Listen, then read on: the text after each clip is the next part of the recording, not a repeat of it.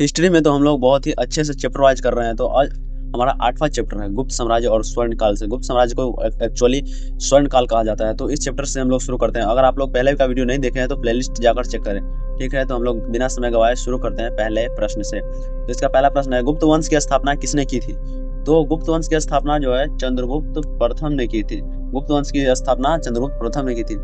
इसके बाद गुप्त साम्राज्य का सबसे महान शासक कौन था? गुप्त साम्राज्य का सबसे महान शासक समुद्रगुप्त था। बहुत ही शक्तिशाली, खतरनाक था। उसके बाद गुप्त काल को भारत का स्वर्ण काल क्यों कहा जाता है? क्योंकि इस वक्त सांस्कृतिक और वैज्ञानिक दृष्टि से काफी उन्नति हुआ था। क्योंकि गुप्त काल में सांस्कृतिक और वैज्ञानिक दृष्टि से काफी उन्नति हुआ था, इसलिए गुप्त काल को भारत का स्वर्ण युग कहा जाता है। इसके बाद समुद्रगुप्त को किस उपाधि से नवाजा गया है? तो वो है महाराज धीराज। महाराज धीराज की उपाधि से समुद्रगुप्त को नवाजा गया है। इसके बाद चंद्रगुप्त प्रथम ने किस राजकुमारी से विवाह किया था? तो वह है कुमार देवी। कुमार देवी से चंद्रगुप्त प्रथम ने विवाह किया था। इसके बाद इलाहाबाद प्रशस्ति किसने लिखी थी? तो इलाहाबाद प्रशस्ति जो है हरिसेन ने लिखी थी। इलाहाबाद प्रशस्ति किसने लिखी थी? तो वह है हरिसेन। इसके बाद गुप्त काल में किस धातु की मुद्रा चलन में थी? तो वह है सोना।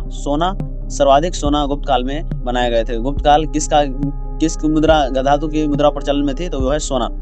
इसके बाद गुप्त काल में किस वैज्ञानिक ने शून्य की खोज की थी? तो वो है आर्यभट्ट। आर्यभट्ट ने गुप्त काल में ही शून्य की खोज की थी, ये भी याद कर लीजिएगा। उसके बाद है आर्यभट्ट की प्रसिद्ध रचना कौन सी है? तो आर्यभट्ट की प्रसिद्ध रचना है आर्यभट्टियम। म छूट गया था, जिसमें आर्यभट्टियम है, आर्यभट्टियम। इसके बाद गुप्त काल में किस ग्रंथ में ग्रहों की गति का वर्णन है? तो वो है आर्यभट्टीय। आर्यभट्टीय में गुप्त काल में किस ग्रंथ में ग्रहों की गति का वर्णन है? तो वो है आर्यभट्टीय। इसके बाद गुप्त काल में किसने कामसूत्र की रचना की है? तो वो है वात्स्यायन ने कामसूत्र की रचना की थी। इसके बाद 12 में है गुप्त काल में किसने अभिज्ञान शकुंतलम लिखा? तो वो है कालिदास ने अभिज्ञान शकुंतलम की रचना की गुप्त काल में। इसके बाद गुप्त काल में किसने मालविका अग्निमित्रम लिखा? तो वो है कालिदास ने उस वक्त कई पुस्तक का रचना किया था। इसके बाद है गुप्त काल में किसने रघुवंश की रचना की? तो वो है कालिदास ने ही रघुवंश का भी रचना किया। उस वक्त कई पुस्तक का रचना किया। तो गुप्त काल में किसने कुमार संभव की रचना किया? तो यह है कालिदास। इसके बाद गुप्त काल में किसने नीति शास्त्र लिखा? नीति शास्त्र लिखा है विष्णुगुप्त ने। कौटिल्य चाणक्य से विष्णुगुप्त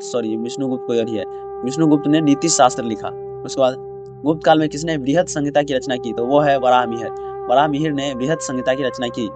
इसके बाद गुप्त काल में किसने पंच सिद्धांतिका की रचना की? तो वो है वराहमिहिर ने पंच सिद्धांतिका की रचना की थी। पंच सिद्धांतिका की रचना किसने की थी? तो वो है वराहमिहिर। इसके बाद गुप्त काल में किसने ब्रह्म स्फुट सिद्धांत लिखा?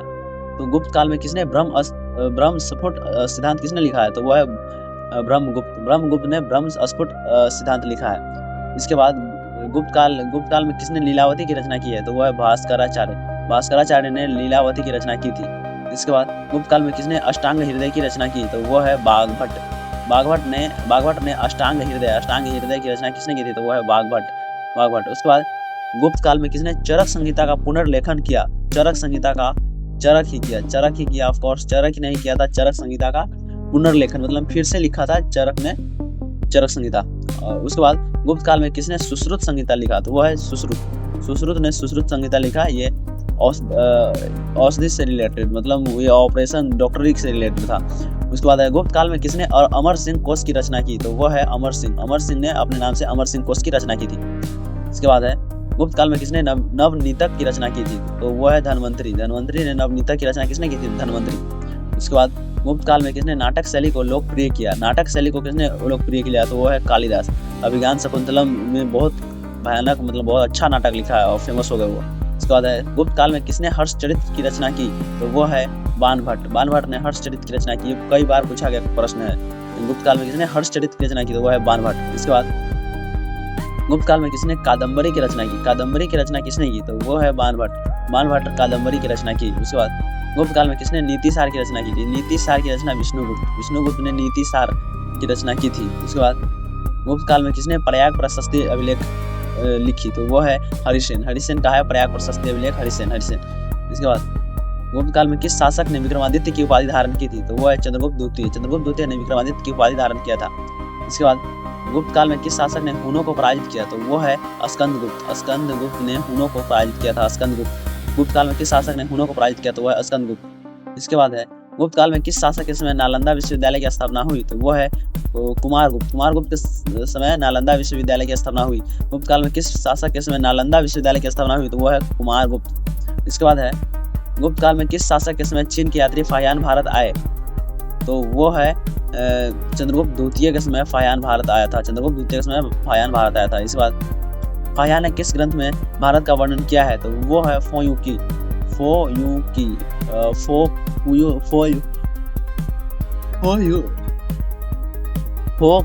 थी, इसमें शायद थोड़ा मिसप्रिंट है। इसके बाद गुप्त काल में किस क्षेत्र में सबसे अधिक उन्नति हुई? तो वह है कला और साहित्य, और इसीलिए वह है कला और साहित्य, इसलिए इसको स्वर्ण काल भी कहा जाता है। गुप्त काल को स्वर्ण काल भी कहा जाता है क्योंकि उस वक्त कला और साहित्य के क्षेत्र में काफी योगदान विकास हुआ था। इसके बाद गुप्त काल में किस शैली की मूर्ति कला प्रसिद्ध थी? तो वो है मथुरा शैली। गुप्त काल में मथुरा शैली की कला काफी प्रसिद्ध हुई। उसके बाद गुप्त काल में किस मंदिर शैली का विकास हुआ? तो वो है नागर शैली। मंदिर में नागर शैली और मूर्तियों में मथुरा शैली का विकास हुआ था गुप्त काल में। इसके बाद है गुप्त काल में किस धातु का उपयोग सिक्कों में होता था? तो वो है सोना। सोना का उपयोग होता था सिक्कों में। सोना का सिक्का बनता था गुप्त काल में, इसलिए स्वर्ण युग भी कहा जाता है। इसके बाद गुप्त काल में किस प्रकार की शासन व्यवस्था थी? तो वो है राजतंत्र व्यवस्था थी। इसके बाद गुप्त काल में किस क्षेत्र में व्यापार अधिक विकसित था? तो वह उत्तर भारत। गुप्त काल में उत्तर भारत का व्यापार अधिक विकसित था। दक्षिण भारत के कंपेयर में उत्तर भारत ज्यादा समृद्ध था उस वक्त। इसके बाद गुप्त काल में किस बंदरगाह से व्यापार होता था? तो वो है ताम्रलिप्त बंगाल में है, बंगाल के पास, वहीं पे उससे व्यापार होता था गुप्त काल में। इसके बाद गुप्त काल में किस प्रकार की कर व्यवस्था थी? तो वह है भूमि कर। उस वक्त के सभी राजाओं का भूमि कर से ही काम चलाना पड़ता। उस वक्त कोई फैक्ट्री तो था नहीं। इसके बाद है गुप्त काल में किस प्रकार की प्रशासनिक इकाई थी? तो वो है विषय। गुप्त काल में किस प्रकार की प्रशासनिक इकाई थी? तो वो है विषय। इसके बाद गुप्त काल में किसने धर्मशास्त्र का प्रचार किया? वो है ब्राह्मण। गुप्त काल में किसने धर्मशास्त्र का प्रचार किया? तो वह है ब्राह्मण। इसके बाद गुप्त काल में किस धर्म का प्रभाव अधिक था? तो वह है वैदिक धर्म का प्रभाव अधिक था। इसके बाद गुप्त काल में किस देवता की पूजा प्रमुख थी? तो वो है विष्णु देवता की पूजा सबसे अधिक किया जाता था। विष्णु यानी कि श्री कृष्ण जी। इसके बाद गुप्त काल में किस प्रकार की शिक्षा प्रणाली थी? तो वो है गुरुकुल की शिक्षा प्रणाली थी। इसी टाइम में श्री कृष्ण जी के मतलब कह सकते हैं का भी विकास, उसके बारे में शिक्षा ज्यादा दिया जाता था। उसके बाद गुप्त काल में किस विश्वविद्यालय को अंतरराष्ट्रीय ख्याति प्राप्त थी? तो वो है नालंदा किसके टाइम में बनाया गया था? ये आप लोग कमेंट में बताओ, हम लोग पढ़े थे कुछ देर पहले। इसके बाद गुप्त काल का अंत किस शासक के बाद माना जाता है? तो वो है स्कंदगुप्त। इसमें नीचे ऑप्शन है स्कंदगुप्त। गुप्त काल का अंत किस शासक के बाद माना जाता है? तो वो है स्कंदगुप्त। इसका स्कंदगुप्त गुप्त काल का सबसे अंतिम शासक था। तो ये हमारा 8वां चैप्टर भी हिस्ट्री का कंप्लीट हो गया है। तो अगर आप और भी चैप्टर वाइज आगे भी इसी तरह चैप्टर वाइज आगे भी कवर करना चाहते हैं तो इस चैनल से जुड़ जाइए। तब तक के लिए थैंक यू। मिलते हैं फिर किसी अगले वीडियो में।